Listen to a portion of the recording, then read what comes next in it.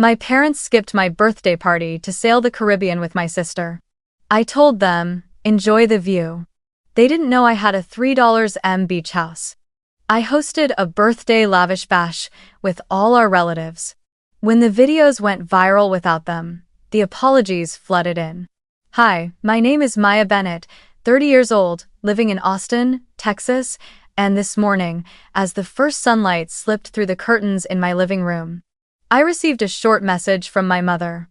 Honey, we can't do a birthday party this year. Your father and I are heading to the Caribbean with Savannah. You understand. Enjoy.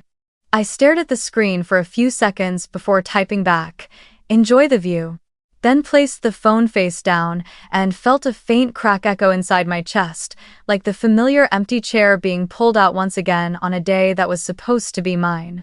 No follow-up call, no promise to make it up, only the smell of fresh coffee and one thought settling in clearly, if the seat at their table was never meant for me, why am I still waiting? I will set my own table, with the exact number of chairs I choose, and invite those who truly want to show up. No anger, no pleading, just a firm decision. My 30th birthday will not be reduced to a passing status update. If you've ever faced an empty chair on your birthday, at graduation, or during a family dinner, what would you do? Keep waiting for someone to remember you? Or light your own candles and invite those worthy to sit down?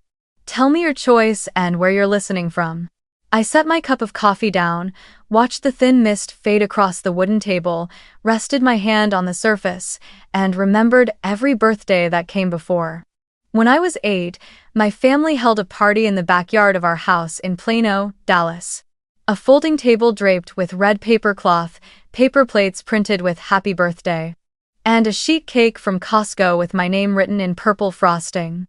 When it was time to blow out the candles, the patio door opened to let in a group of Savannah's friends, the breeze snuffing out half the flames. My mother quickly laughed it off, saying, light them again, before turning to me with a reminder to wait until everyone's here.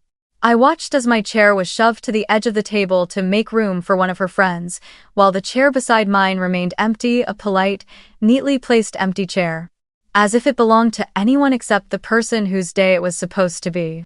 At 10, my cake was placed beside a large poster celebrating Savannah's 10 Kelvin's followers. The adults were buzzing with excitement about the beauty brand that had sent her gifts, while I clutched the doll a classmate had given me, standing by until the lighting was good enough for pictures.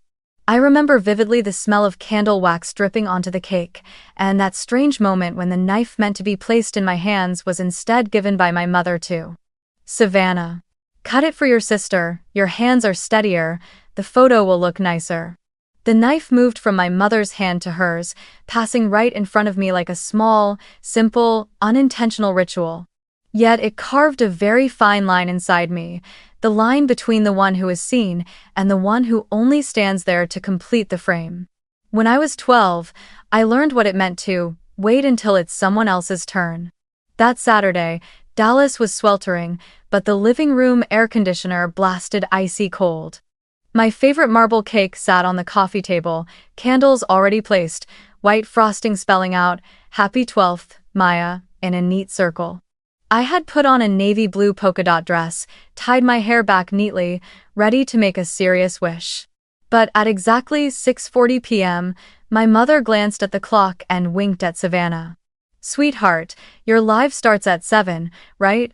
Let's push Maya's cake back 30 minutes so we don't miss your live stream." Savannah lit up, dragging out her tripod, setting up a small ring light, and opening her laptop to log into Justin.TV, the channel she proudly bragged was getting more views. My father picked up the camcorder to test the sound, and my mother cleared away paper cups so the background would look tidier on camera.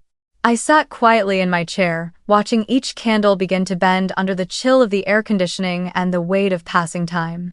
When the old spring clock in the kitchen struck 7 with its hurried chimes, the whole room clapped for Savannah as she went live.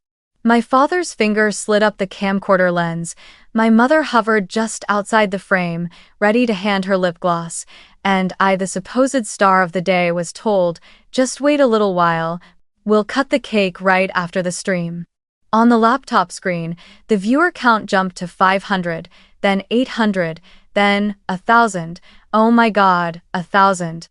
My mother and father's voices blended with Savannah's as she read the comments, the ring light shining blindingly against her face. And in the middle of it all, a stray breeze slipped through the door crack, and the 5 remaining candles on my cake went out in an instant. No one noticed. I cupped my hands around the candles, ready to ask for matches, but my mother signaled for silence. We're live. A few minutes later, someone sent Savannah a mini cake shaped like her channel logo.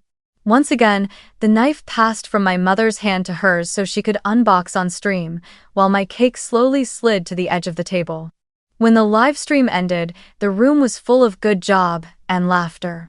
My father held the camera, my mother wrapped her arms around Savannah, and I carefully pushed the empty chair back toward the table, relit the spent candles by myself. They burned unevenly, their wax pooling into a hollow like an hourglass, marking that my time had already drained away into something else. That night, I wasn't angry at Savannah. She only did what the whole family expected of her. I didn't cry either. I opened the garage door, switched on the dim yellow bulb, spread old test papers across the workbench, and rummaged through my father's toolbox for a small screwdriver. I took apart a broken radio piece by piece. In the clicking of the soldering iron and the sharp, burnt plastic smell of old components, I learned a lesson no one had ever taught me. If your voice doesn't carry into the living room, then find a way to make what you build produce a different sound, even if it's faint, as long as it lasts. I found a quiet peace in the steady rhythm of small tasks, sorting screws into old HEB jars, labeling them with a marker, sketching wire diagrams, drawing neat charts to track, disassembled divided by assembled divided by repaired, with a school ruler. The summer I turned 14, Aunt Carol started selling handmade scented candles. I volunteered to help with her order spreadsheets, adding a column for fragrance notes, creating invoice codes with formulas copied from forums. When she smiled and said, "This one has a head for logistics," I realized I had already built a long bridge from the garage to the future. A bridge of silent work, of straight, tidy spreadsheets, of joy that needed no fireworks. In the years that followed, every birthday carried a small, quiet milestone of its own. At 16, I set my alarm early, inflated balloons, and hung lights before anyone woke up, making the living room festive without waiting for permission. At 18, I brought my cake to the school's charity book fair and shared it with volunteers while my family was away filming Savannah's travel lookbook. At 21, I reserved a table at a Tex-Mex place near campus, paid with my part-time library job, and practiced saying, "It's okay," in a voice that no longer tasted bitter. Each time I blew out candles, I didn't wish to be seen. I wished to build something useful, something that would free me from ever having to stand before an empty chair again. I began to learn how to break big tasks into smaller steps, like slicing a cake into enough pieces, making checklists, timing each stage, weighing risks, drafting contingency plans. I learned how to hold my tongue when necessary, not to endure silently, but to channel my energy into the right places. Into tasks I could control, into systems that would keep running even if no one applauded. When I entered college at UT Austin, I chose supply chain management because spreadsheets and to-do lists gave me room to breathe. I spent whole days in the PCL library, drawing lines, tagging items, sketching arrows of product flow across paper as if I were setting a table no one could mess up. By sophomore year, I had secured an internship at a small 3PL company handling fulfillment for Shopify brands around Austin. The warehouse was hot, and the smell of cardboard clung to my hair, but I loved its steady rhythm. Trucks arriving at 7:10, pallets hitting the floor, scanners chirping their short, sharp beep, orders moving off the shelves in strict order of priority. I learned to spot a bottleneck the way someone notices an empty chair at a crowded table. If no one pays attention, the entire gathering stalls. By the time I graduated, I didn't dream of a flashy title. What I wanted was something small, precise, and durable, a product that would help shop owners find their way through the chaos of inventory, just as I once had to find my way through the chaos of my own birthdays. The first version I built was a demand forecasting tool for Etsy and Shopify stores selling handmade goods. I thought smart meant predicting the future well, but reality hit me hard. Shop owners didn't care about pretty charts, they just wanted to avoid running out of stock on Fridays and not mix up two identical orders. 3 months, 20 demos, only one paying customer who canceled after 2 weeks, calling it too fussy. I looked at my roadmap, bit my lip, and deleted half of it. My first pivot: drop forecasting, go back to basics inventory management. I rewrote the flow. Connect to Shopify through a webhook, subtract stock with every new order, and if a SKU hit its reorder point, the system would fire off an SMS alert. A candle shop in Waco Bluebonnet Candle Company complained, "We always run out of Hill Country lavender by the weekend." I drove my old Civic to Waco, sat among shelves scented with lavender and cedarwood, pulled out a pencil and notebook, and sketched a layout. B2 was their best seller. It needed to move closer to the packing table. Labels should be color-coded by turnover speed. Pick lists should print by aisle order, not order number.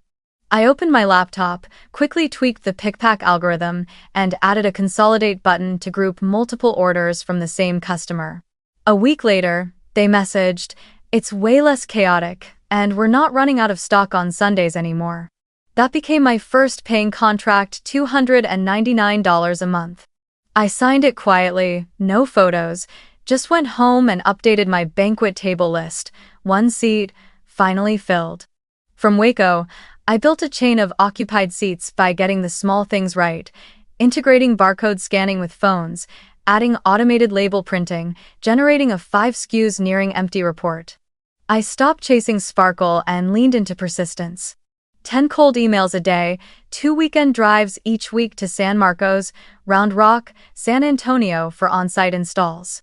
6 months in, I had 18 paying customers, enough cash flow to support myself and a part-time developer. Then one day, a small fund in Austin, a family office doubling as a seed investor, knocked on my door. They said, "We don't want to replace you, we just want you to move faster." I wrestled with the decision for 2 nights. In the end, I sold 40% of the company. Some of the money went straight back into hiring and reserves. A smaller portion came to me as secondary. For the first time in my life, I paid off my student loans, fixed the air conditioner that had been rattling every midnight, and put down a deposit on a dream I had carried since the garage. A safe place of my own making. I didn't want Miami, didn't want a place that screamed, "Look at me." I wanted the salt of the sea breeze, the wild dunes, a quiet road long enough to hear my own breath. Outer Banks, Nags, Head came to me during a road trip the year before. Endless stretches of sand, wooden houses raised on stilts, porches howling with wind when distant storms rolled in.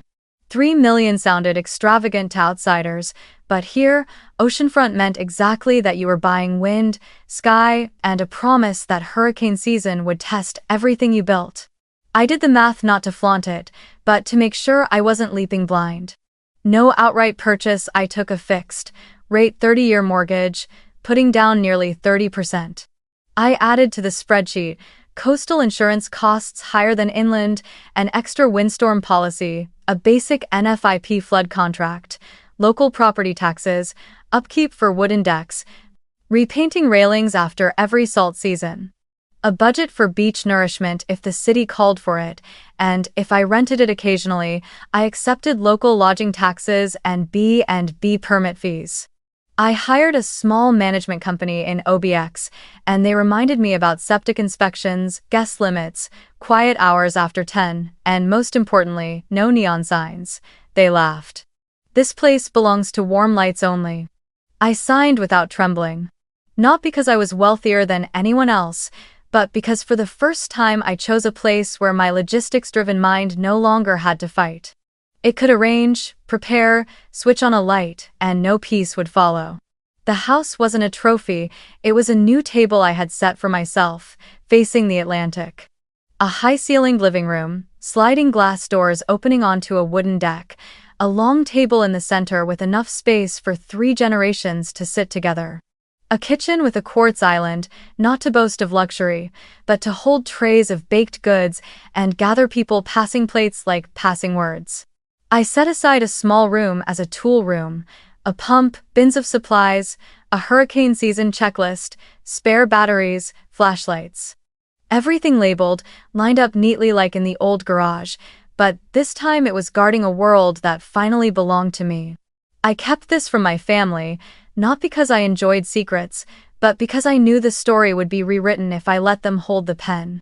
If my mother knew, she would say, "You bought it because you're copying Savannah's travels, right?"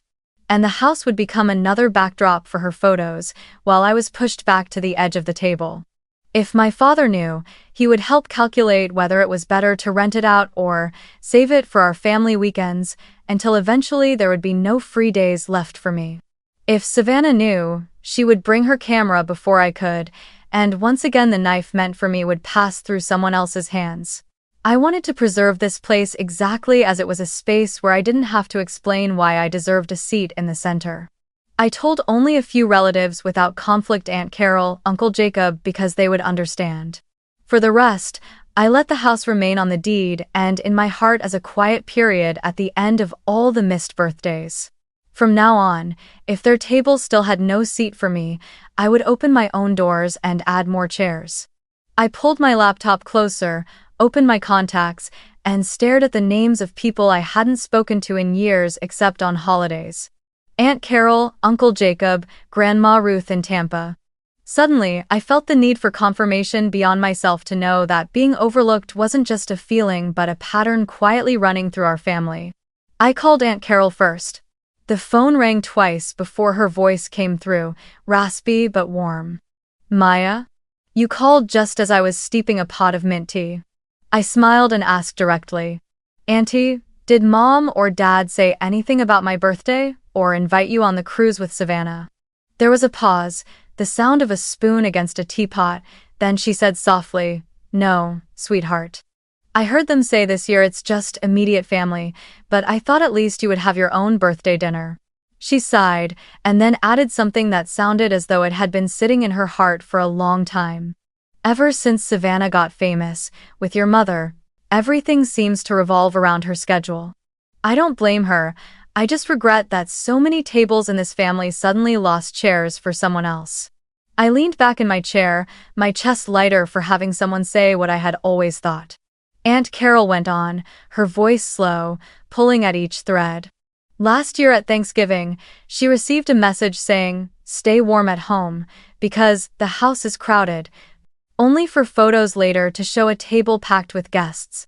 On my 28th birthday, she sent a gift card, and my mother replied, 'I'll give it to Savannah to hold on to,' but that card never reached me." She hesitated. "I worry saying this will hurt you, but if you called to know the truth, then this is the truth." I thanked her and told her not to feel guilty. The sadness had already been felt and passed. What I needed now was the full picture, so I could decide my next step. I called Uncle Jacob.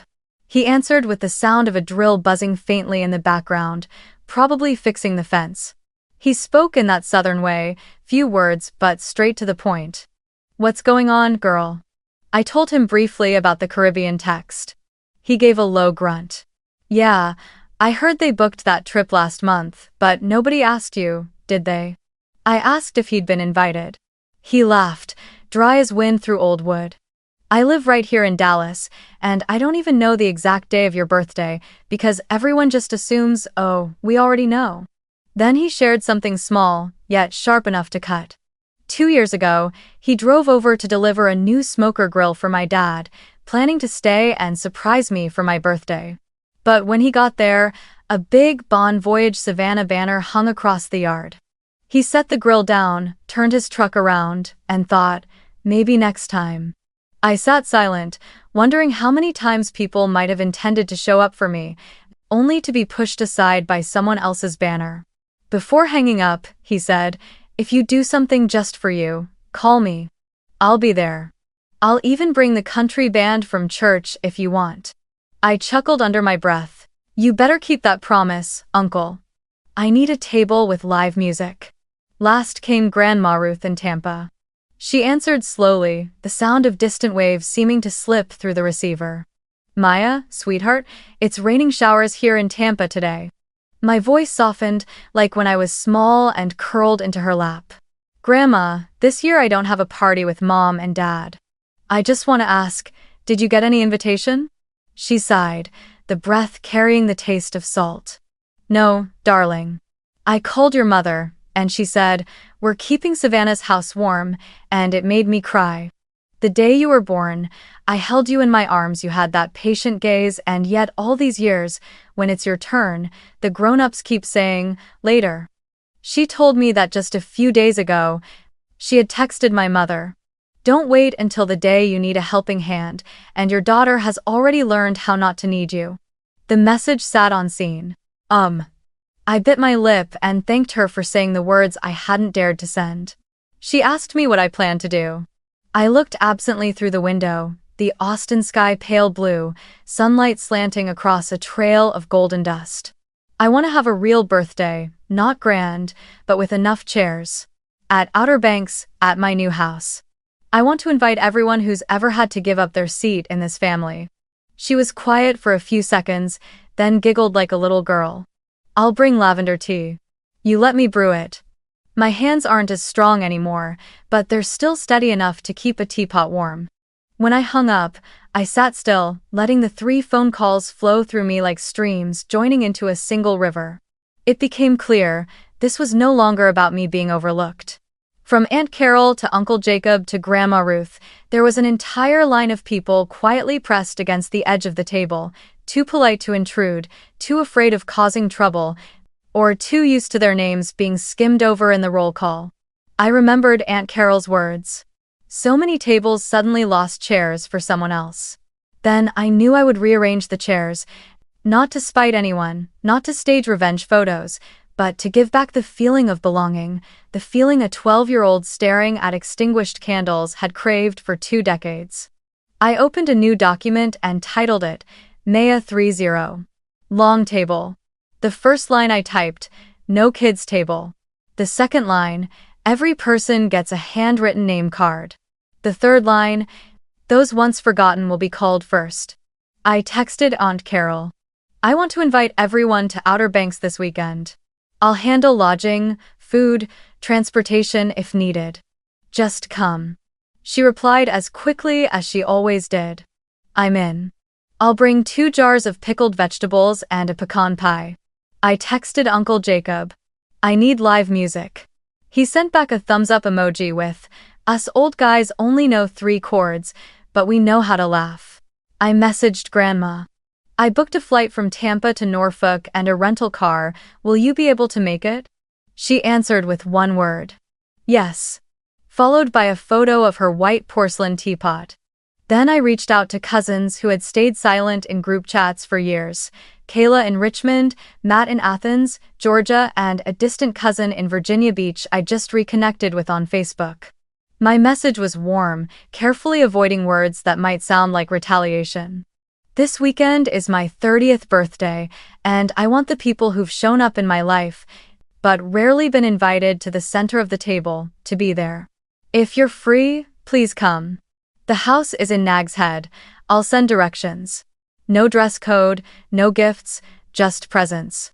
On the other side, replies opened like windows catching fresh air. Kayla wrote, Forever Team Maya, I'm bringing lemon cake. Matt said he was scheduled to work that weekend but would try to switch shifts. The cousin in Virginia Beach offered her 7-seat SUV to pick people up from the airport if needed. Aunt Carol suggested I also invite Uncle Ray from Charlotte, who had once walked out in the middle of a 1 million followers party 2 years ago when his daughter burst into tears after being shoved out of a group photo. I hesitated for a second, would it be too many? But then reminded myself of the rule. At my table, there is always room. I added Uncle Ray's name to the list, with a note beside it. Seat him near Grandma Ruth, they'll have plenty to talk about. In the late afternoon, sunlight slanted across the row of houses as I sent an email to the OBX management company. Need deep cleaning, generator check, extra candles, plates, and glasses. Please place a fresh bouquet at the center of the table. I called Lena, a local event planner, and booked a simple setup. A white tent in case of rain, a few strings of small bulb lights, and long rustic wooden tables with benches. I called Chef Marcus to secure fresh crab and a batch of hot hush puppies, adding 2 pots of clam chowder for Grandma. Everything shifted into execution mode, as if all the years behind me had been training for this moment to use my logistics skills for one single purpose, so no one would ever have to stand on the porch, looking in through the glass. And when I printed out the guest list, pen in hand crossing off each name confirmed, I saw the outline of a gathering that belonged not just to me, but to all the empty chairs this family had once carried. From the confirmed list, I switched into full deployment mode, the way I would for opening a new warehouse: set timeline, budget, points of responsibility, risks, and contingency plans. For Outer Banks, the first problem was always transportation. I chose Raleigh-Durham, RDU, as the default airport for most relatives because of frequent flights and affordable fares, then a 3-hour drive out to Nags Head via US 64, crossing those long bridges that stretch across the Sound. I kept a group chat open with live location sharing and marked safe rest stops along the route. For Grandma Ruth, I held to my promise. Booked her flight Tampa, Norfolk, ORF. So the final drive would be just over 90 minutes, less tiring. I arranged for my cousin from Virginia Beach to pick her up in the SUV and stop at CoinJock to rest along the way. For those in Richmond, Raleigh, or Hampton Roads, I suggested a direct road trip and sent them a PDF, directions to the house, with photo references of the turns, because GPS in OBX sometimes reroutes travelers onto sandy back roads. In the group chat, I pinned the house address, the management company's phone number, and the 2 nearest hospitals with the note: if anything urgent happens, call 911 first, then ping me. I'll have my phone on speaker 24/7. Then, I locked in Lena, the local event planner, as the point person for the setup. A 40x60 white tent would be anchored with water barrels instead of deep stakes, since ocean winds can shift suddenly. A modular wooden floor would keep the ground dry, with a slip-resistant carpet running from the porch to the sand so kids and older guests wouldn't trip. Warm string lights would run along the beams, hung high enough that gusts wouldn't whip them into anyone's head. Plan B was to move everything into the great room. I remeasured the space, calculated seating for 1 long table and 2 round ones, planned to open the sliding doors for cross-ventilation, and relocated the speaker system into the library to keep sound levels contained.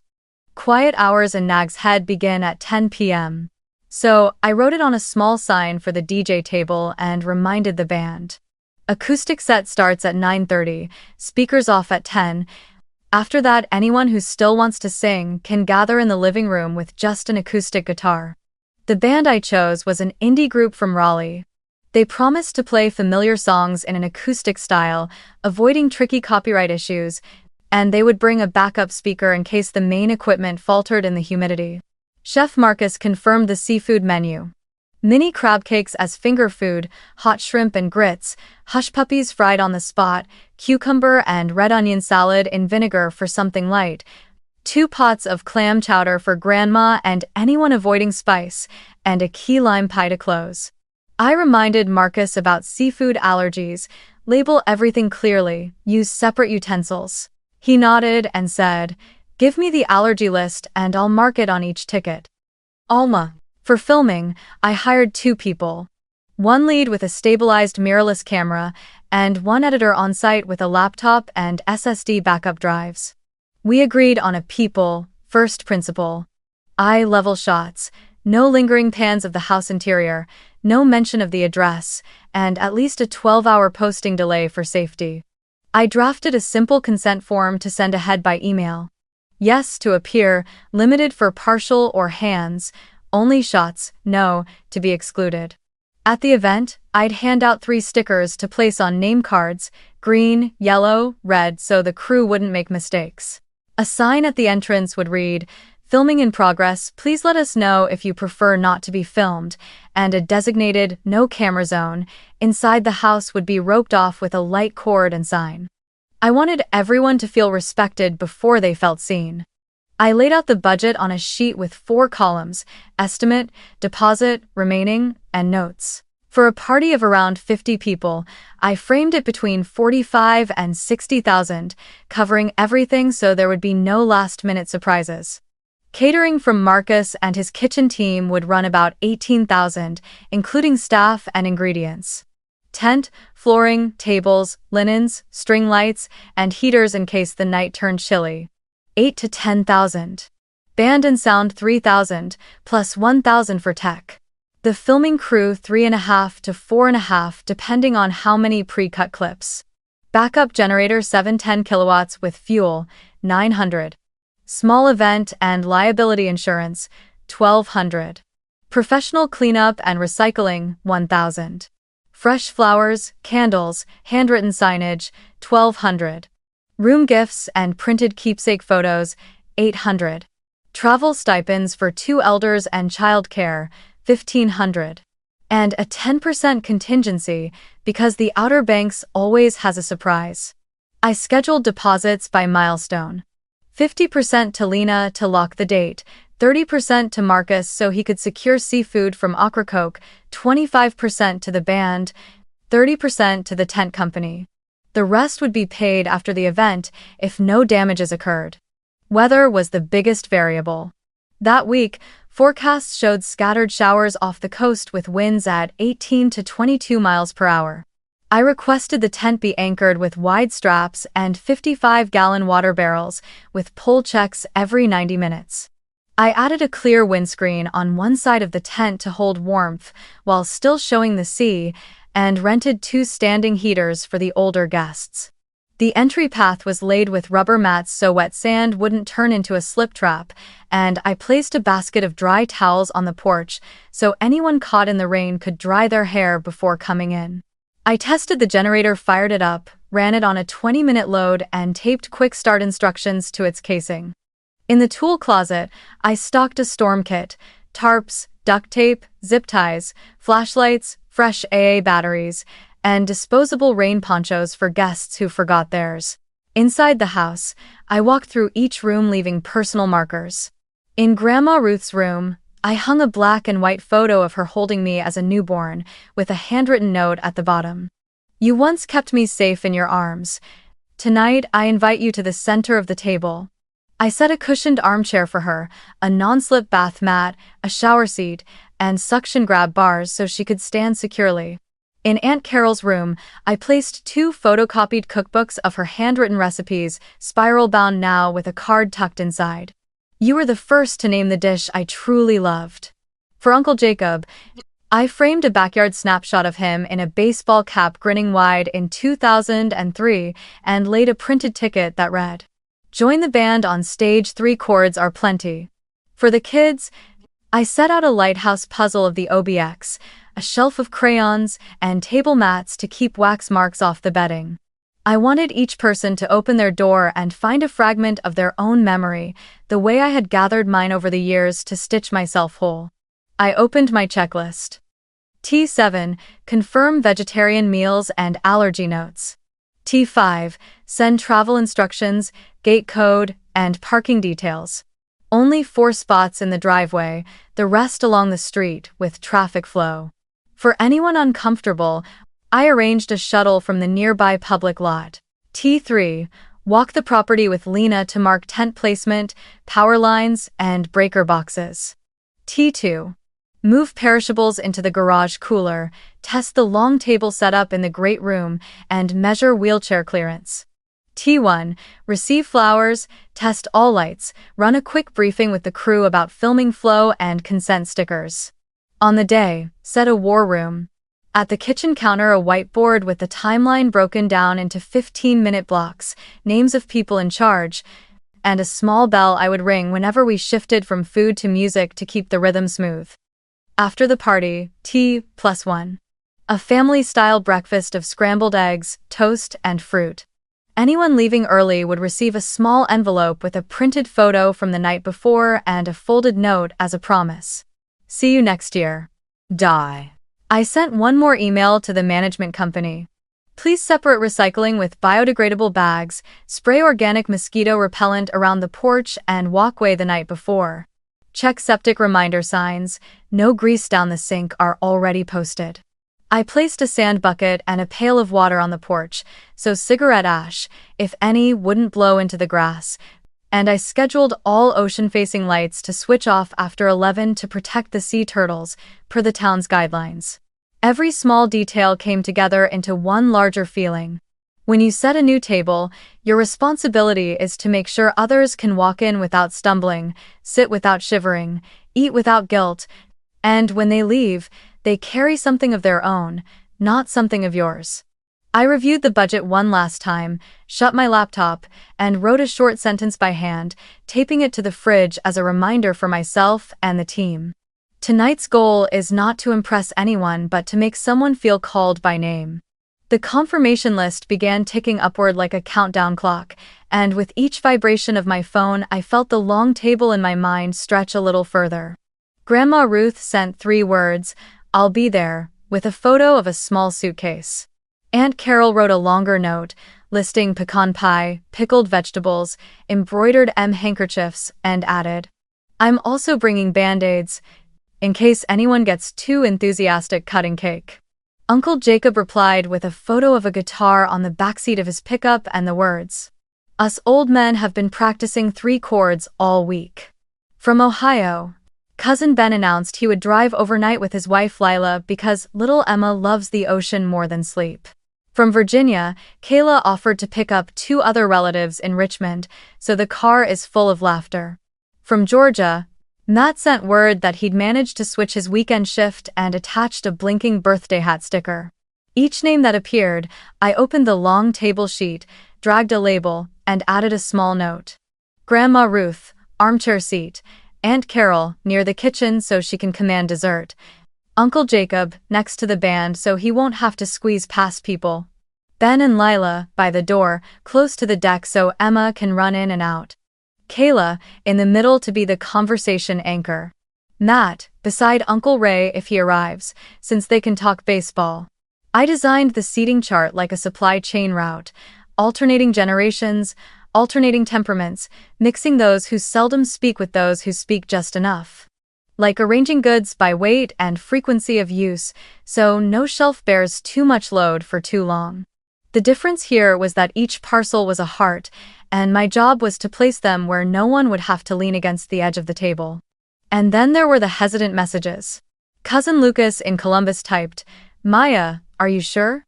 I'm afraid. You know, drama." I almost laughed at the word, not with disdain but with recognition of the bone-deep weariness that came from dinners where every sentence felt like a trap. I didn't text back, I called. He answered quickly, his voice tense in a kind way. "I want to come, but if it turns into the same thing, someone brings up follower counts, someone compares schedules, I'm afraid it'll ruin a good day." I leaned against the window frame, watching sunlight slide across the deckwood, and spoke as clearly as if I were reading an oath. No comparisons, no follower counts, no talk of who's busier. No one will be filmed without consent. You'll get a red sticker on your name card if you want out. After 10 p.m., everything moves indoors, volume low, and if you need quiet, there's the library. And most important, if anyone tries to drag the conversation back to the old patterns, I'll block it with I want tonight to belong to the people who are here. I'm not staging a payback, Lucas. I'm just setting a table. On the other end, silence for a beat, then his breath eased out. "That sounds like peace, then I'll come, but where do I sit?" I smiled. "Next to Kayla. If you two can finish a 1,000-piece puzzle in under an hour, you're officially part of the table-setting team." He laughed, soft as a drizzle. "Deal." I dragged the cursor, placed Lucas to Kayla's left, and marked a small star. Conversation keeper. While the family group chat glowed with green dots from cousins and aunts, the parents and Savannah thread sat silent, like a stretch of sand without footprints. It wasn't that they hadn't seen the messages at the same time. Savannah's story popped up on my screen, a boomerang of glowing Port Miami, a mimosa glass tilting, captioned Bon Voyage with a ship emoji and number family trip. I glanced once and closed it, not out of bitterness, but because I was busy. Their silence had once felt like a wall, now it was just another sky. I didn't need to shout into it to hear my own voice. I sent one last short message to the immediate family group. The house will be open all day Saturday. If you change your mind, just come. No questions, no blame. Then I closed the chat window as though setting a seashell on the table. Whoever wanted to listen could press it to their ear. My seating chart grew into a warm map. I decided on one long table only, no kids' table, no women's side or men's side. At the center sat Grandma Ruth, not as a guest of honor, but so she wouldn't have to crane her neck or sit in the draft. To her right, Aunt Carol, she and Grandma could trade dishes like commanders of the kitchen. To her left, Uncle Ray, if he arrived, his deep laugh filling the pauses. A little further down, I placed Matt between two elders so he could learn to listen to old stories, while Emma, Ben's daughter, sat between Ben and Kayla, one to help with puzzles, the other to lead her outside when she grew restless. Lucas sat opposite Kayla, their line of conversation stretching steady across the table. Uncle Jacob was near the end, close to the band, so when he rose to play he'd only need to turn his chair and strum. Lila, Ben's wife, sat beside Aunt Carol to learn the pecan pie recipe. At the very end, I replaced a single chair with a bench, the flex seat for latecomers, children who liked to swap places, or anyone who needed a spot just in case emotions ran high. No one would be boxed in, but every seat carried meaning. I handwrote each name card on ivory paper with thin borders, ink slanting softly. Beneath every name, I added a line only that person would understand. Beneath Kayla, the hand from summer 2006, the one that kept the match from going out. Beneath Lucas, the steady breath in the room. Beneath Ben, the long road from Ohio never tires the heart. On the wooden table, I laid a linen runner, the color of sand, with glass jars of seagrass and a few low candles so every pair of eyes could meet across the glow. Small plates were set for crab cakes, with separate tongs, and a bowl of pink salt sat in the center as a reminder that every flavor had its place. At the foot of each chair lay a thin folded blanket. The sea breeze could turn sudden, like memory, and anyone who felt cold could pull it over themselves without asking. The night before guests arrived, I sent one last message in the long table group. Ground rules for tomorrow. 1. Everyone has a seat, there is no side table. 2. If you need quiet, the library is open, with hot tea and colored pencils. 3. We speak in I, not on behalf of others. 4. Go to bed early tonight so tomorrow we'll have the strength to hug each other tight. Almost instantly, Kayla dropped a heart, Lucas a small green comma. Ben sent a photo of Emma hugging her stuffed sea bear. Grandma Ruth sent a teapot emoji. Aunt Carol a snapshot of a pecan pie pan just pulled from the oven. I looked at those little signals and felt that the long table I'd been imagining had already begun to make sound, the scrape of chairs pulling closer, the clink of dishes, the sound of names being called without microphones. And amid all the things I had arranged, there was one space I deliberately left untouched, the space reserved for explanations. They weren't needed here. Here, only those who came, sat down, and shared a meal without anyone being pushed aside. Morning broke over the Outer Banks with its own kind of light. Silver across the ocean, pale gold on the dunes, honey, warm on the wooden deck of my house. I stepped barefoot onto the porch, checklist in hand, hearing the Atlantic wind tap lightly against the railing like a drumbeat overture. Along the banister, the fairy lights I had strung the night before lay still like tired fireflies, waiting for the sun to dip so they could flare alive. At the end of the deck, I had set up a small wicker-lined counter with a chalkboard sign reading, Mocktail Bar, handwritten. Sea foam, lemon soda with a splash of mint syrup and coconut foam topping. Sand dune lemonade, yellow lemon with a slice of cucumber and a pinch of sea salt. And OBX sunset, orange juice with pomegranate over crushed ice. For the kids, I prepared sturdy lidded cups so the wind wouldn't tip them. For the adults, a corner of wine inside the house, kept away from the deck so the sea breeze wouldn't carry the sharp scent. The air mixed salt, damp wood, and linen dried overnight. It felt like the house itself was breathing slowly, ready to welcome people in. On the sand below, Lena's crew was finishing the wooden flooring panels and testing the clear windscreen along one side of the tent. I walked around, touching each tie-down, checking the 55-gallon water barrels anchoring the poles, then looked up at the strand of warm bulbs running along the beams. In daylight, they were just beads of glass, but by night they would soften like stars pulled low by the wind. Lena pointed out where the long table would sit and asked if I wanted extra chairs at the end. I nodded, and with my own hands carried 2 wooden chairs from inside, setting them beside the bench. A small gesture, but for me a ritual. At my table, there is always room. I looked at the row of seats marked with handwritten name cards and saw the picture forming clearly. Grandma Ruth at the center, surrounded by those who had sent on my way, arriving late, or, simply, yes. Not one seat labeled kids, not one pushed to the edge as if made for someone ready to leave. In the kitchen, Chef Marcus was testing the first batch of hush puppies, the sound of oil sizzling as crisp as laughter about to break out. He lifted each golden cornmeal ball into a wire basket, dusted them with fine salt, and explained that the cornmeal came from a small mill in Manteo, true Carolina style, not too sweet.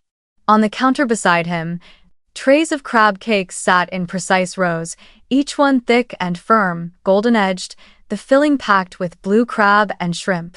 Marcus said the crab had come fresh that morning from Wanchese, the shrimp from the Pamlico Sound. You have to shop from the right hands. On the stove, the shrimp and grits steamed rich with butter and black pepper. The grits, stone-ground, still had a gentle bite, blending with garlic butter shrimp into the perfect warmth for sea air. I opened the fridge to check 2 chilled key lime pies, their tart filling made from a shipment of limes sent from Florida the week before. The topping was hand-whipped cream, not meringue, so the wind wouldn't eat the surface.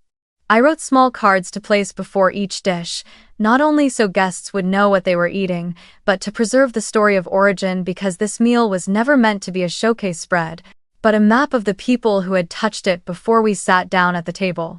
The filming system was switched on the way a warehouse shift begins, with process, boundaries, and clear responsibility. Camera 1, a mirrorless on a gimbal, had the role of walking with people, moving from porch to kitchen, from dining table to deck, always keeping the viewer's eye level at the same height as the guests, so no one ever felt looked down upon. Camera 2 stood fixed on a tripod in the left corner of the great room, framing the long table, recording only the flow of the story: who poured water for whom, who knelt to tie a child's shoelace without zooming, without hunting moments. The drone was just a supplement, a small one under 250 grams. I had registered it, passed trust, marked the registration number, checked on B4 UFOI that the sky over Nag's Head was Class G and uncontrolled. Notes were clear: fly low, under 200 feet, never over the crowd, never toward the neighbors' homes, 1 takeoff at golden hour if winds stayed under 15 miles per hour. I wasn't asking for a show flight, just a brief circle to let us see the ocean together, then land. The crew understood. The drone could be cancelled at any moment if the wind shifted. People mattered more than frames. For privacy, I placed a sign at the entrance beside the mocktail bar. Filming in progress, tell us your preference. Each name card carried a round sticker. Green meant fine to film, yellow, distance only divided by no close-ups. Red, no filming. I prepared a short consent form sent ahead by email and printed copies on site for elders, 2 short lines. I agree divided by I do not agree to appear in photos divided by videos. Maya intends to share, with checkbox, signature, and phone number, so if anyone changed their mind later, I'd know how to find them and cut their appearance from the published version. Inside, I strung soft silk cords to mark 2, no camera zones, the library, armchairs, warm lamps, a box of colored pencils, and the north-facing reading room, teapot, cookies, and a small desk bell, so anyone closing the door would do it gently. I wanted every step taken to be clear about where it was headed and what rights came along with it. I walked along the deck, sliding each glass door open to test the airflow, shifting the vases of seagrass so their shadows wouldn't fall across faces once the sun dipped. Lena asked if I wanted a photo backdrop. I shook my head. Instead, I hung a simple rope with wooden clips so anyone who wished could pin their own Polaroid. The backdrop would be the ocean, the fairy lights, and the people looking at each other. I placed a few folding chairs by the doorway, a silent invitation for anyone still hesitant. Come in if you're not ready to sit, the chairs will wait. On the long table, I spread the sand-colored linen runner, tucked in stalks of dried reeds, set low candles. Stepping back, I took it in. No garish colors, no party banners, just warm light and air that felt like a long sigh being released. My phone buzzed, messages popping up one after another. Here. Just arrived. I looked down at the driveway. Kayla's SUV slid in first, Emma's face pressed to the window, eyes sparkling like drops of water. Uncle Jacob's pickup behind it, an amp strapped tight in the bed. Aunt Carol climbing out clutching the pecan pie box like a family secret, and in the back seat of Ben's sedan. I glimpsed the corner of a drawing. Emma had made a long sand-colored table dotted with round heads, and a crooked heart at the center. I opened the door, the wind rushed in, salty and warm, and though the fairy lights weren't lit yet, the rooms already glowed. From the kitchen Marcus called, "Second batch of hush puppies is up." I reminded him, "Save a plate for Grandma," and set a small card in front of the crab cakes. Wanchese blue crab good because it traveled just far enough. How? I heard the soft scrape of sand under sandals on the steps, someone shushing the group so they could hear the surf, and in my head, steady as a vow, my voice repeated, "At my table, there is always room." The first sound was tires crunching on damp gravel, then car doors opening, footsteps scattering grit across the sand, and someone exclaiming, "Oh, the ocean." Like laughter breaking free. Kayla bounded up the steps and hugged me so tightly I could hear the fairy lights on the railing tremble. Behind her, Emma shuffled forward, holding steady a sand-colored card, letters carefully inked in marker. "Happy 30, cousin." The word cousin stood larger than the rest, its border rimmed with seashells she had collected along the shore. I knelt so Emma could place it in my hands herself, like setting a stone on a milestone, breathing in the mix of craft, glue, and salt air before kissing her hair still dusted with sand. Aunt Carol slipped straight into the kitchen without needing direction, lifting the lid from her still warm pecan pie. Uncle Jacob cradled his guitar like a secret, his wife Linda hanging her coat neatly on the hook, scanning the consent stickers, and cheerfully choosing a green one. I'm fine being filmed from a distance. And Grandma Ruth appeared last, her hand resting lightly on Kayla's arm, her smile steady as an anchor. From the kitchen, Marcus carried out the third batch of hush puppies, the scent of oil and butter mingling in the air, each person who passed snatching one, blowing hard before laughing through, "Too hot." Anyway.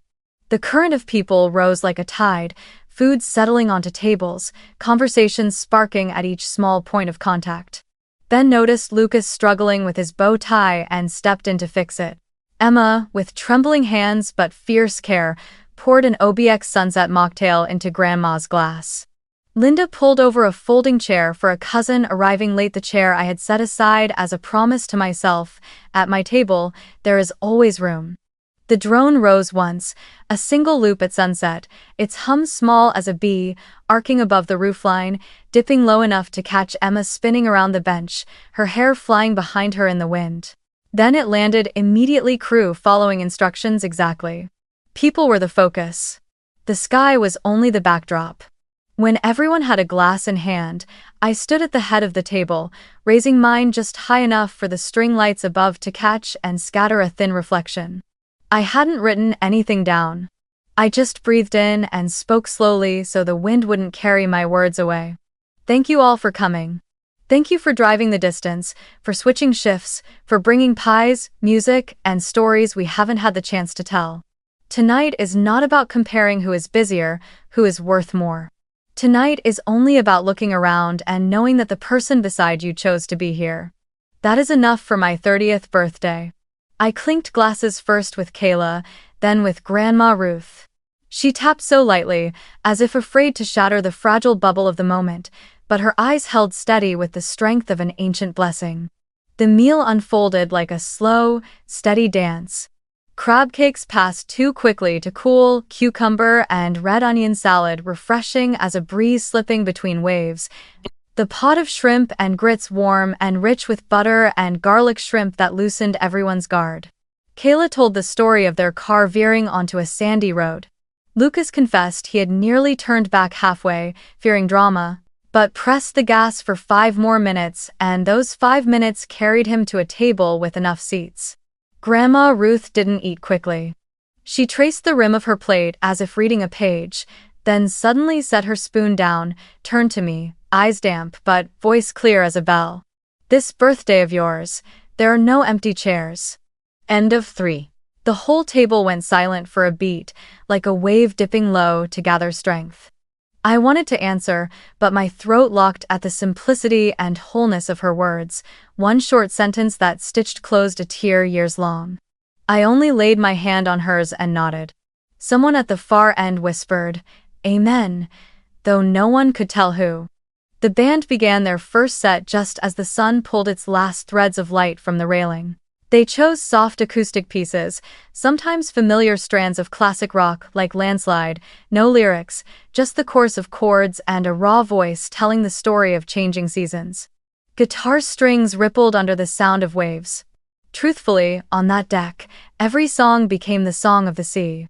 Uncle Jacob blushed when I waved him up. He strummed his 3 practiced chords, the band followed his rhythm, and the whole table tapped spoons against glasses in time. Emma danced barefoot, while Lila tugged Aunt Carol onto the deck. At first she shook her head furiously. "Oh, I'm clumsy," but then let herself be led, their laughter spilling like 2 teenagers at a school dance. Kayla helped Grandma Ruth to her feet. They didn't dance, only swayed, Grandma resting her cheek against Kayla's shoulder for a moment. And my chest tightened with a kind of happiness that asked for no words. The crew kept their promise, no zooming in on interiors or objects, only capturing gestures between people. The camera followed slowly behind Ben as he bent to tie Emma's shoelace, lingered just long enough to catch Linda draping a light shawl over a cousin's shoulders when the wind suddenly whipped. Then eased back to frame the entire long table as hands reached at once for the salt or passed dishes down. The fixed camera in the great room occasionally caught a burst of laughter on someone's face, then almost politely let that expression fade into the kitchen, where Marcus was ladling more chowder. The drone never rose again. We didn't need the sky a second time for this story. During a slow waltz, Lucas leaned toward me. "Thank you for calling me," he said. "The way you talked about boundaries, it let me breathe easy." I answered, "Thank you for coming. Here, everyone has the right to breathe easy." Then Aunt Carol pulled out a seashell-shaped birthday candle from nowhere, grinning mischievously. I came prepared with props. Kayla struck a match. I cupped the flame with my hand, and Emma counted softly, 1, 2, 3. No one urged anyone to grab their phones. No one said, "Wait for better light." Just a small circle around a single ordinary flame. I made a wish that hardly sounded like a wish. "Let this table be full again next year." I blew gently. The flame went out without shattering, quiet as a period at the end of a sentence. The key lime pie was set down, its tart freshness pulling everyone a little closer together. Grandma Ruth ate slowly, her eyes smiling before her mouth. Aunt Carol winced at the sourness, then nodded approvingly. Marcus stood back, watching everyone eat dessert like a director seeing his final scene land. I poured Uncle Jacob another glass of water. He said, 3 chords are enough. I replied, enough for everyone to know the words. We both laughed. In the kitchen, I scribbled a few quick lines onto thank you cards that would go into envelopes the next morning. Thank you for showing up. I thought, maybe that's all I'll ever write in this life, but if it's written to the right people, at the right moment, it's enough. The moment I remember most wasn't cheers or applause, but a shared silence. When the band dropped to nothing but finger-picked strings and the sound of waves, when everyone leaned their hands on the table and turned their eyes toward the Black Sea, no one spoke. I could hear the linen brushing softly against the wood, the faint clink of spoons on plates, and the deep breaths of people who had traveled a long way not only on the map. That was when I knew the old empty chair had been filled, not by any one person, but by the way we sat together. Near 10 o'clock, I signaled the band to move their acoustic set inside. The fairy lights on the deck stayed lit but dimmed low. I gathered the thin blankets, tucked one over Grandma's legs, pulled out chairs for those wanting to lean back. In the great room, a few children sprawled on the woven rug piecing together a lighthouse puzzle. Lucas and Kayla sat in the library, sliding the last puzzle pieces into place, looking as though they were finishing a map abandoned long ago. The crew asked permission to take one final wide shot indoors from a distant corner, faint and unobtrusive, then drifted into the kitchen, pouring themselves water and nodding at Marcus like teammates at the end of a shift. When I walked Grandma Ruth to her room, she paused at the door, gently squeezed my hand. "You've done something we grown-ups sometimes forget, adding another chair." I hugged her, resting my head against her shoulder as I had when I was 12. But this time, there were no extinguished candles, no knife passing to someone else. Outside, laughter still flickered like fireflies, music no longer background but almost like someone knocking softly from inside the heart. I closed her door, leaned against the wall, shut my eyes for a second to store away the exact gold of the lights, the cool citrus of pie, and her words, steady as a new anchor line. That night, no phone call interrupted, no message asked who posted the clip. Only bare feet padding softly across wooden floors, hugs held longer than usual, and the sense of a house being used exactly for what it was built for, to set a table wide enough for those who chose to sit and stay. And in the wind rushing through the railing, I heard the sound I had hunted for all evening, the sound of an empty chair, disappearing. After the party, when the fairy lights flickered faintly like tired fireflies and the waves pressed the sand in steady layers, Kayla sat at the library table with her laptop open, the crew's hard drive already plugged in. Her hair was still dusty with sand, her fingers quick, pulling clips into the timeline. I stood behind her for a moment, then stepped back, letting her work in the rhythm of someone who knew timing. The hook had to land in the first seconds, pacing held under 30, text clear and warm, audio letting people hear arms around arms, not just music. She chose to open with the candle flame being shielded from the wind, followed 3 seconds later by Grandma Ruth's giggle over her first spoonful of chowder, then cut lightly into Uncle Jacob strumming his 3 chords, Emma bouncing on the deck, and closed with a slow pan across the long table as everyone lifted their eyes to the dark sea. In the top left corner, Kayla typed simple white text, "When your parents sail away for your 30th but family shows up anyway." And at the 21-second mark, she overlaid the promise I had taped to the fridge. "There's always a seat at my table." She kept the original audio of the night laughter breaking as plates passed, glasses clinking softly, the surf and the acoustic guitar, no copyrighted overlay so the algorithm wouldn't block it, and so people could hear what was real. Instead of a location tag, Kayla added alt text, "Family dinner by the ocean, one long table, everyone included," so anyone using a screen reader could feel present too. She double-checked the consent list. Every face in frame had a green sticker, those with yellow appeared only in wide shots, never close up, and the cousin with a red sticker, the one who arrived late, was blurred gently at the shoulder, exactly as her checkbox read, "Limited divided by number." Color stayed untouched, grading kept light so the sea didn't look artificial and skin tones didn't flatten into something unreal. When the clip hit exactly 29 seconds, Kayla exported 2 versions, one for Instagram Reels, one for TikTok, allow remix turned on but duets blocked from zooming in too close. The caption stayed brief, not bitter. "They sailed, we gathered. No hard feelings, just gratitude for those who show up." Just 3 soft hashtags, number family dinner, number Outer Banks, number seat for everyone. She pressed publish at midnight. The device buzzed once, quiet as dropping a pebble into dark water. By morning the water had rippled into waves. As I boiled water for Grandma Ruth's tea, Kayla's phone lit up with a storm of icons, hearts, comments, shares, saves. The algorithm caught on the opening hook the words, "Parents sail away," flashing within 0.3 seconds, then held viewers with the four things social platforms always reward: genuine laughter, an embrace, golden, hour light, and a clear story beat being left behind yet choosing to open the door. Retention spiked past the 3rd and 10th second marks. Viewers replayed the clip of Grandma Ruth saying, "This birthday, there are no empty chairs." We had added careful subtitles, and then scrolled down to the caption. Many left the same comment, as if prearranged. "Thank you for this. Not wow, beautiful house, not fancy food, but thank you for showing me a table with more seats." Within hours, the clips crossed what Kayla jokingly calls the awake and seeking softness threshold. Students, night shift workers, nursing mothers, insomniac elders, people sitting in the dark, phones glowing, seeing a wooden deck, strangers hugging, a grandmother laughing, and a table with no empty chairs. I realized exactly what kept them there, the tone of kindness in the caption. No blame, no calling out, just the line. No hard feelings, just gratitude. And the overlay. "There's always a seat at my table," turned the clip from my story into an invitation anyone could claim as theirs.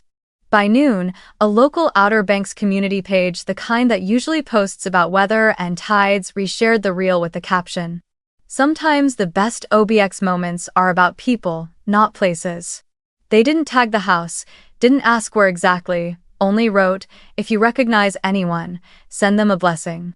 Another local account, a beach cleanup volunteer group, reposted with, "The long table is beautiful, but even more beautiful is no trash on the table or underfoot. Thank you for respecting the ocean."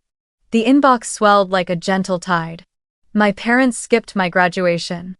This healed something tonight. We've been the forgotten cousins too. Thank you for setting one table.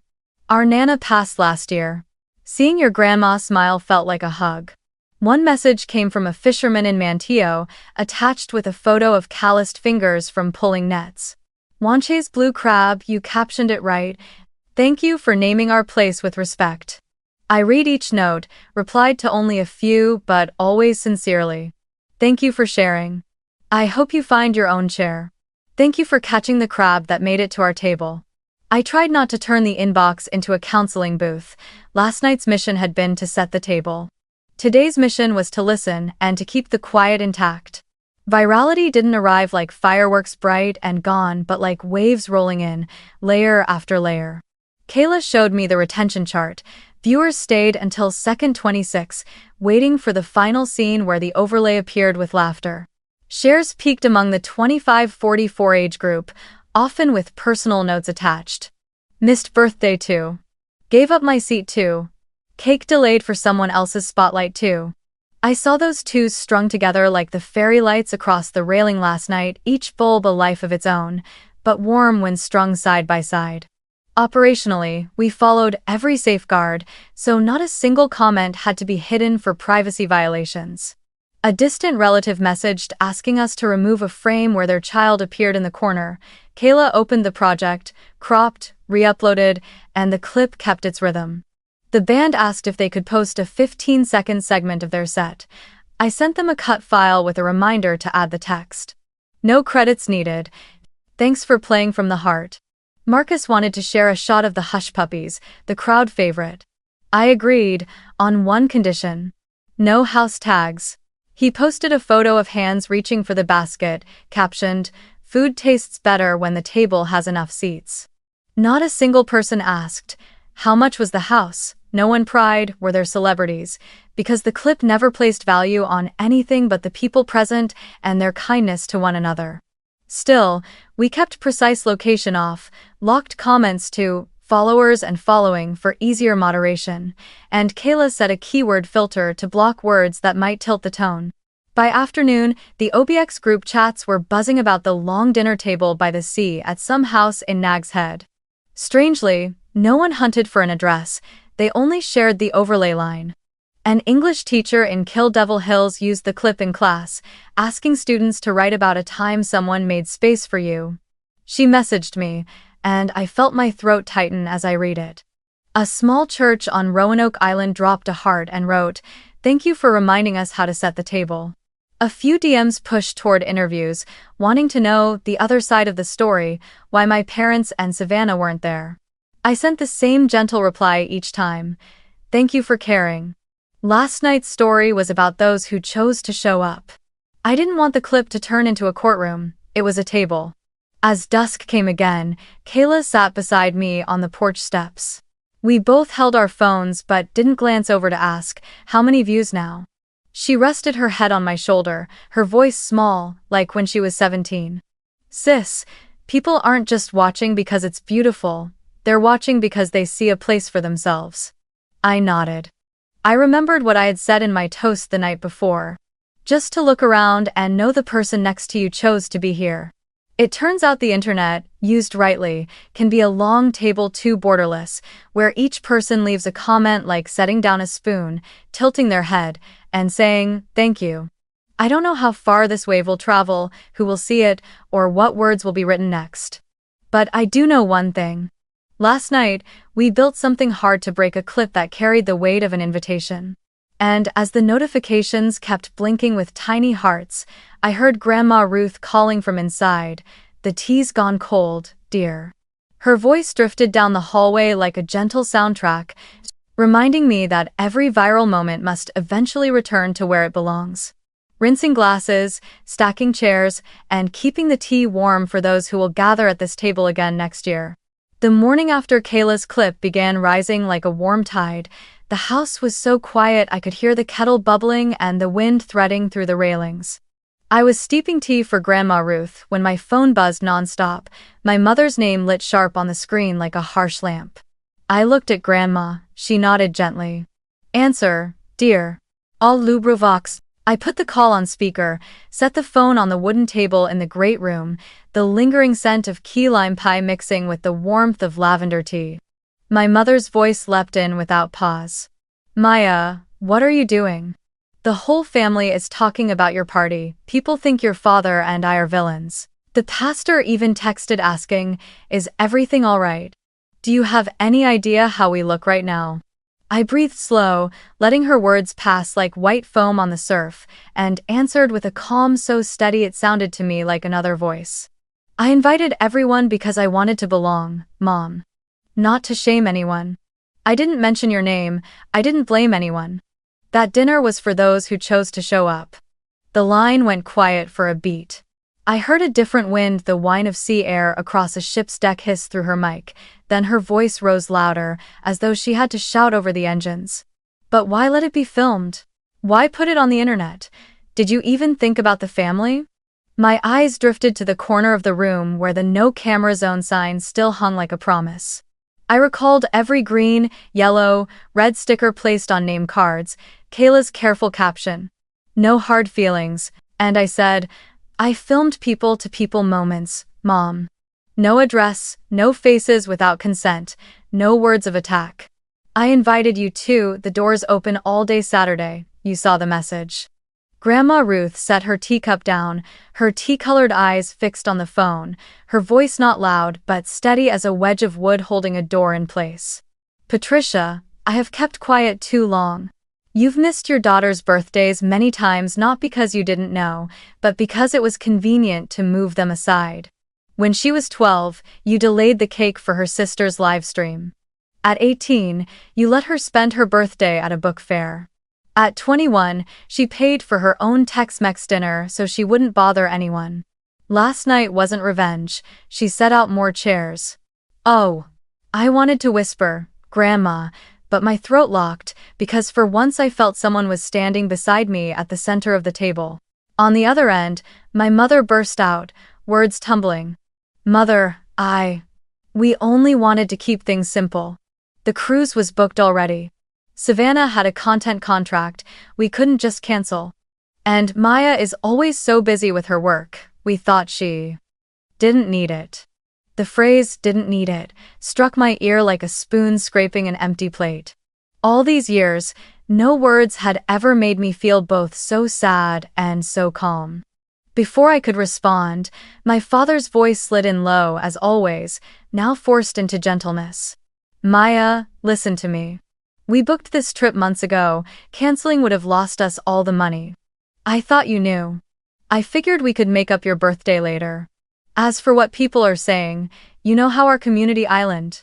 He added a few more phrases. Everyone's busy. Don't blow this up. Our family isn't like what it looks like online, as if tossing dust in the air could blur the glare enough to keep from squinting. I didn't want my words to land like an axe splitting the table. I waited until his sentences had fallen, then gathered the pieces into my own.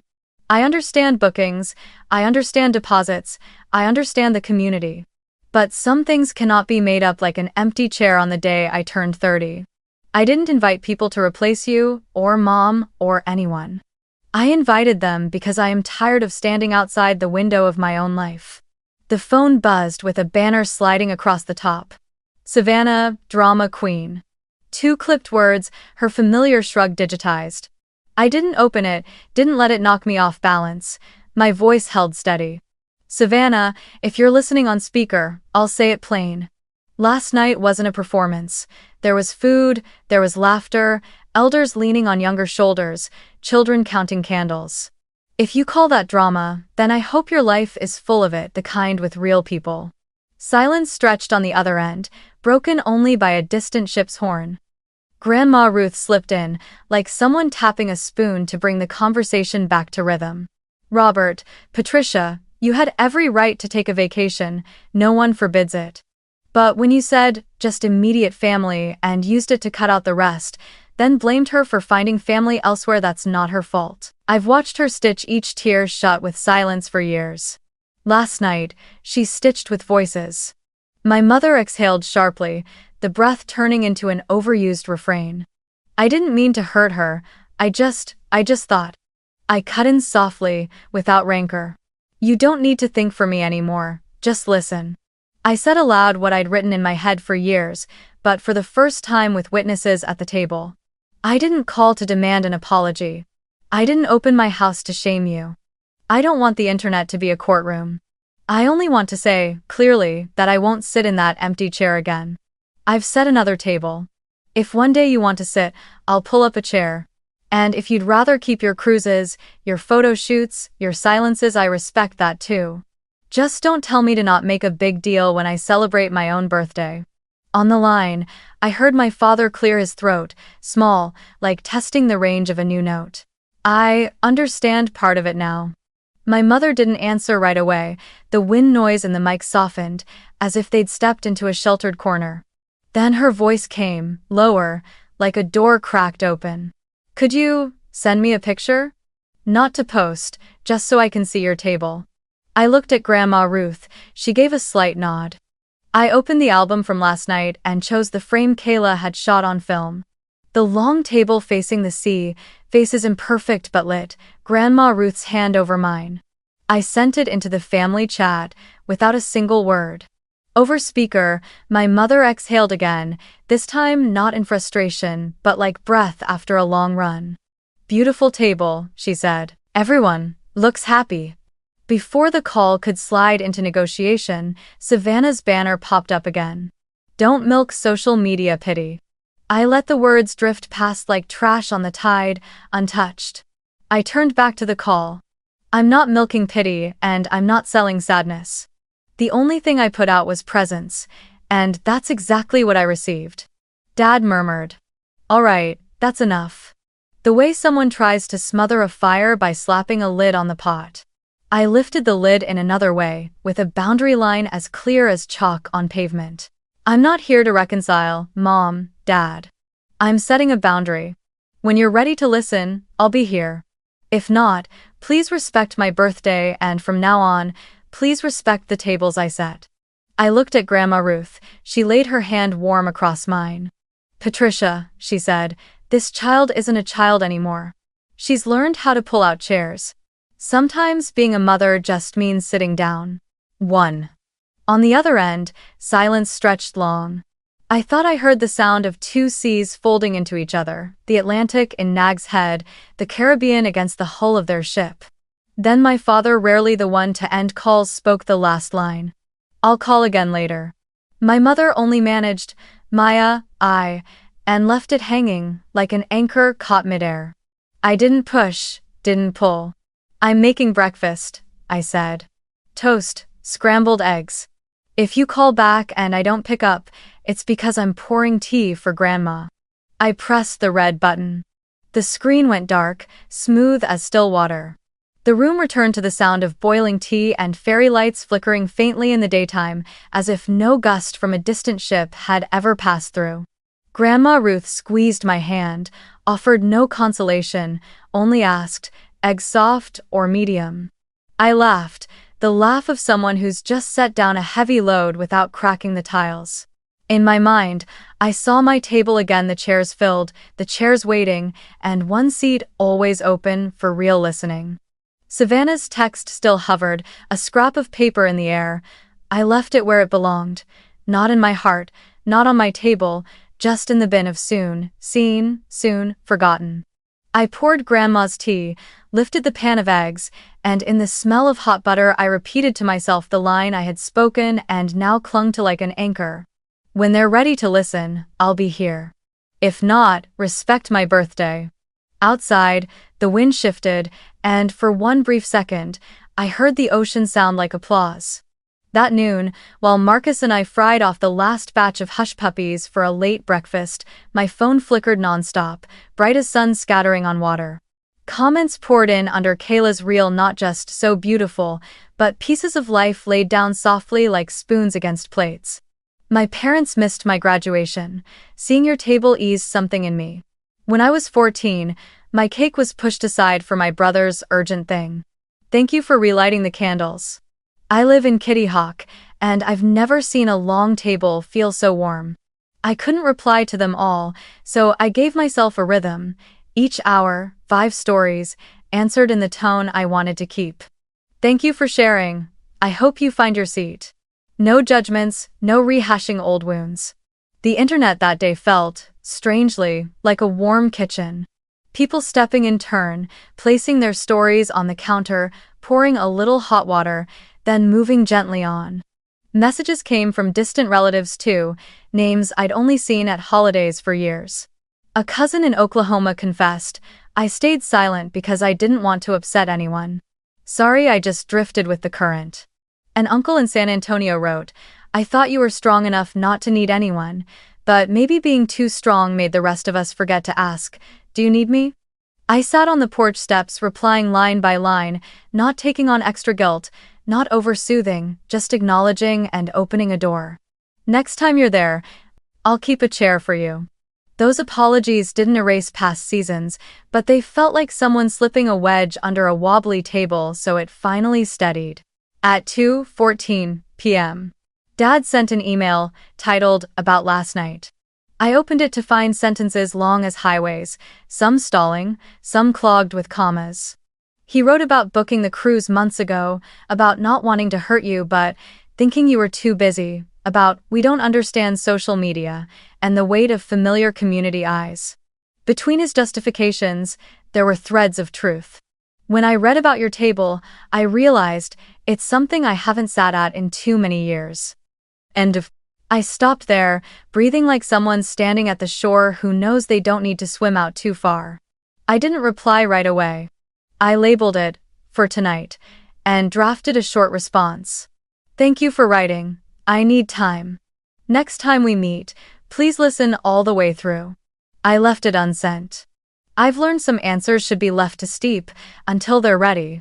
Mom texted later, not a call, just a short line. "Come to Dallas and talk, okay? Not online." I looked at those words and felt a quiet gratitude that her tone had shifted from "what people think" to "what we say." I typed back, "I need time. When we talk, I want Grandma or Aunt to be there. And I want it in a calm place, not over a meal." I ended with a period, leaving no space for an argument by text. That whole day, I held to one principle: minimal replies, clear boundaries. Savannah was different. Her story went up in the afternoon, white text over the pale blue Caribbean sky. Some people love making a spectacle. With a boomerang of a foaming cocktail. I glanced at the comments beneath. She hadn't locked the story. Let her have her day. Not everything is about you, Sav. One longtime follower wrote, I've adored your travel vlogs, but empathy looks better on you than eye rolls. For the first time, I didn't feel any need to step in and correct. The community did what I never asked of them. They turned the lens the right way, not to shame, but to remind. I stayed silent. Silence no longer felt like enduring, it was an answer with edges. I spent an hour that afternoon cleaning the backstage of virality the way you clean a kitchen after a party. Adjusting settings, adding filters to block words that could warp the tone. Sending Kayla a list of 5 comments worth responding to because they carried deep personal stories. Notifying the crew about a request to blur a watermark connected to a yellow sticker guest, they handled it in 10 minutes. Marcus texted, Can I post the Hush Puppies recipe? I replied, Yes, but caption it food tastes better when the table has enough seats. The band asked for a 12-second clip to share with the tag, Play from the Heart. I sent it with one note. Don't tag the house address. Late in the afternoon, I opened my own Instagram, tapped into the caption box, deciding I wouldn't let Kayla speak entirely for me. I didn't recount any drama. I chose a photo of young hands resting on old bathed in a thin wash of gold light over the knuckles. Beneath it, I wrote, Every table should have a seat for the ones who were once forgotten. On the next line, Last night, we didn't talk about who was absent, we called the names of those present. If you've ever stood before an empty chair, I hope one day you sit where your name is spoken. I pinned the post to the top of my page, turned off location, kept comments open, and reminded everyone of the rule. Speak in, not for others. Within an hour, the post filled with lines beginning I once, in English, in Spanish, even a single Vietnamese comment drifting in like another breeze. Cảm ơn vì đã đặt thêm ghế. Thank you for setting more seats. I felt as though I'd placed a small sign at the table's edge. This is why we gather. That night, Dad's email still sat in the For Tonight label. I reread it, trimming away the looping explanations, holding on only to the few drops of truth he had managed to pour out. I pressed send on the short reply I had drafted. Thank you for writing, Dad. I've read it. I need time. When we meet, please listen fully before explaining. Next time, I want our conversation not to happen over a meal, so the table is just for eating and for calling each other's names. I called Mom, so they'd both know I wasn't playing separate messages, separate stories. Closing the laptop, I felt lighter, as if after washing dishes and stacking them clean on the rack. That night, Kayla stitched together a second reel, the behind the table cut, showing only hands, pouring water, placing candles, pulling out extra chairs. The caption read, Kindness is infrastructure. I laughed out loud reading it because it was exactly the language I understood. A sustainable gathering always begins with solid, decent infrastructure. Pinned at the top of my inbox was the fisherman's message from Manteo. If you want fresher crab next time, call me, I'll bring it and sit at the flexible seat. I replied, Next time, I'll call. The flexible seat is always waiting. Before bed, I pulled the blanket up for Grandma Ruth, dimmed the lights, leaving just one string of fairy lights glowing on the porch. I skimmed the last DM of the night. A girl in Raleigh had sent a picture of a table made from stacked textbooks in her dorm, with 4 paper cups and a single cupcake. I set my own table with my roommates tonight. Thank you for giving me the courage. I put the phone down, smiling. Viral, it turns out, isn't about numbers, it's the path of a simple thought carried forward when enough people help bear it. Through the night, Savannah didn't send another word. Her story faded down beneath others. My mother didn't call either, but she tapped a heart on the photo I had pinned. It wasn't reconciliation, it wasn't full understanding. It was a small gesture, enough for me to believe that one day we could sit together and talk without trying to prove who was the good one. I closed my eyes, and in my mind the long table from the night before stretched out again, linen runner, the color of sand, chairs filled, and one seat left intentionally useful. A place to set down an extra bowl of soup, to welcome someone late, or simply to remind me I always have the right to add a chair. And if tomorrow the inbox overflowed again, I already knew my answer would not change. Thank you, I need time. Next time we meet, please listen all the way through. Because after all these years, I've learned one thing. Gratitude doesn't erase boundaries, it helps them stand firm without shouting. A week later, the Outer Banks sky was pale gray, like a linen cloth still damp with morning mist. The wind had eased, the waves moved in rhythm, and the house was hushed in the true sense of immediate family only. I simmered 2 pots of clam chowder from Marcus's handwritten recipe, onions sweated slowly in butter, broth poured in, diced potatoes, clams cooked just enough to stay tender. On the side, a bowl of cucumber dill salad tossed with apple cider vinegar, and in the oven a tray of bread baking crisp outside, soft within. On the long table in the great room, I set out 4 stoneware bowls, 4 glasses of water, a basket of bread, and a small card propped upright. No filming tonight, only us. I didn't want anyone to mistake this place for a set. My parents' SUV rolled slowly onto the gravel drive. Dad got out first, shoulders hunched, tugging at his coat as if the wind were collecting a debt. Mom followed, clutching her shawl tight and avoiding my eyes for just a beat too long. Savannah stepped out last, ponytail high, white shoes fresh as if straight from the box, and most telling of all empty-handed, no camera. That small detail let me exhale. I opened the door. Come in, the wind changes quick out here, I said, stepping back just far enough for them to cross the threshold on their own.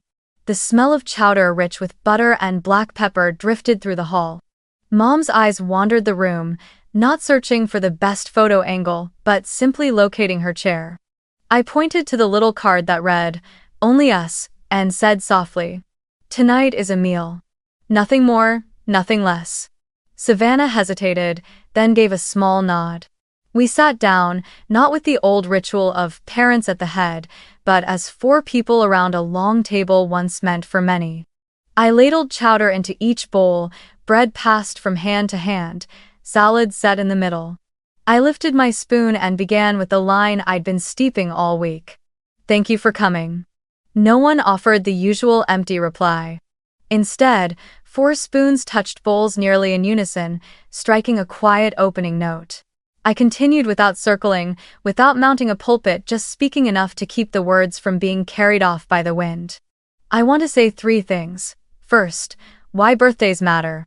30 isn't important because it's a round number, but because I needed a marker to close the years when my chair was so often pushed to the edge. I don't want to keep practicing how to wait after a live stream, after a trip, after whatever's convenient. Second, why this house exists. It isn't a trophy, it isn't a backdrop.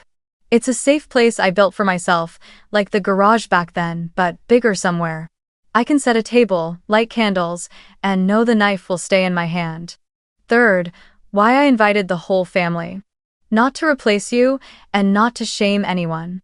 I saw my aunt, my uncle, grandma, the cousins, all pressed to the margins for years. I just pulled them to the center once so the little ones would know, from the start, what a table with no empty seats feels like. Dad set his spoon down, eyes fixed on the bowl as if searching for words carved into the broth. "I didn't see," he said, each syllable pressed out as though forcing himself to be exact. "I thought simple was good for everyone. I measured everything by convenience, and I was blind to the small things, the knife, the candle, the chair. I'm sorry." I nodded, neither rewarding nor punishing. I simply acknowledged a man changing the unit of measure he lived by. Mom smoothed the edge of her shawl, eyes bright though her voice held steady. "I'm sorry. I'm clumsy with praise, too quick to reschedule. I kept thinking you were strong enough not to need it, but it turns out," she didn't finish. She placed her hand on the table, palm open like a half-offered olive branch. I laid my hand there for a second, no longer, then drew back to hold my spoon. I didn't want an embrace to stamp reconciliation. I wanted a meal built on new order. Savannah stayed silent through the first pot of chowder. She tore off a piece of bread, gazed out the glass at a gull skimming the edge of the waves, then spoke softly enough for only us to hear. I didn't think it was all that heavy. I waited, offering no rescue. She added, I'm used to seeing everything through a lens measuring by views, by light, by rhythm. I thought joy meant turning the camera on. I didn't realize a camera could also push someone out of frame. I answered, thank you for saying that. Nothing more. Explanations, if they matter, must walk hand in hand with action, not with background music. We moved on to salad, to bread spread with butter. The conversation shifted towards safe ground, the long stretch of US 64, how OBX winds change without warning, whether the dill was a touch too strong. No, but, no. In other families, no, wait until everyone's here. When the bowls were cleared, I poured hot water, set out a plate of simple butter cookies, then leaned on the edge of the table and read out the boundaries as if reciting house rules, but without the chill of law. If you come to any of my tables again here or anywhere, I ask 3 things. 1. No filming. If you want to keep it in memory. 2. Speak in I. No speaking for others, no reducing anyone to a label. 3. If something needs to be postponed, say it early, and don't call it later for simplicity. At a table, later means someone is standing, someone is cold. I looked at each of them. Dad nodded without hesitation. Mom bit her lip, then nodded. Savannah held my gaze, long and unflinching, before she gave the smallest nod of all. Mom reached into her bag, an old habit, and slid an envelope across the table. I brought a printed photo. Of your table. I think prints carry more weight than phones. Inside was the film frame Kayla had taken. Grandma Ruth's hand resting on mine, golden light wrapping around us like honey. I traced the edge of the picture and nodded. I'll keep it. Dad's eyes wandered the room until they landed on the long bench at the end of the table, the flexible seat, empty tonight. He asked a question both literal and not. That seat, what's it for? I smiled. For someone who's late. For an extra bowl of soup. For anyone who wants to sit, stand, and sit again. To remind me that a good table always leaves room. Dad smiled back, the smile of someone finally seeing a simple thing he'd been circling around for years. Before they left, Mom asked if she could walk through the house, not to film but to remember which door led to the kitchen, which one to the deck. Savannah paused at the mocktail bar, touching the chalkboard where OBX Sunset had been erased, and asked how to mix it. I recited the recipe like a memorized lesson, and for the first time, she listened without adding, I'll record it later. Dad stood on the porch, looking down at the sanded boards, murmuring almost to himself. I don't know how I never noticed this smell of wet wood before. I closed the door, letting the sea air rush in, and felt the house in its quiet afternoon doing exactly what it was meant to do, holding steady so people could finally hear themselves. We said goodbye at the threshold, without forcing it into a perfect embrace. Dad shook my hand, firmer than ever. Mom hugged me briefly but sincerely, with no rush in her scent. Savannah brushed my shoulder and nodded. I'll try, not filming during meals. Trying is good, I said. No promises, no hollow vows. The SUV rolled back across the gravel, its tires quieter than when it had arrived. I stood on the deck until the tail lights slipped behind the dunes, then turned inside, cleared the bowls, rinsed the chowder pot, wiped the table dry. In my ears, Grandma Ruth's words from the week before still pulsed steady as a heartbeat. Add another seat. Night fell fast, the fairy lights on the porch glowing into low stars. I sat at the table, opened my laptop, and pieced together one final clip, seconds of hands pulling chairs, spoons tapping bowls, wind flipping the page that read, long table, and a frame I'd taken that afternoon. The card only us propped against the bread basket, 4 empty bowls turned upside down behind it like quiet full stops. I typed the caption, this time in English, because that's how the sentence had lived in my head all week, and because I wanted to send it out on a wave wider than my own shoreline. If you were ever left out, build your own table. There will always be a seat here for those who show up. I hit post, shut the screen, and stepped onto the deck. The air was salt-thick. The Atlantic lay dark and flat, like a table freshly wiped clean. I pulled the flexible bench at the end of my table out, just a new habit to remind myself that whether anyone came or not, the place remained, waiting for whoever was ready to sit and listen. And in that moment between sea and house, I understood I didn't need a conclusion tied with ribbon. I needed boundaries respected and a door always open. The table was set, the candles burned, the seats were full. The rest was simple. If someone chose to show up, I would choose to welcome them.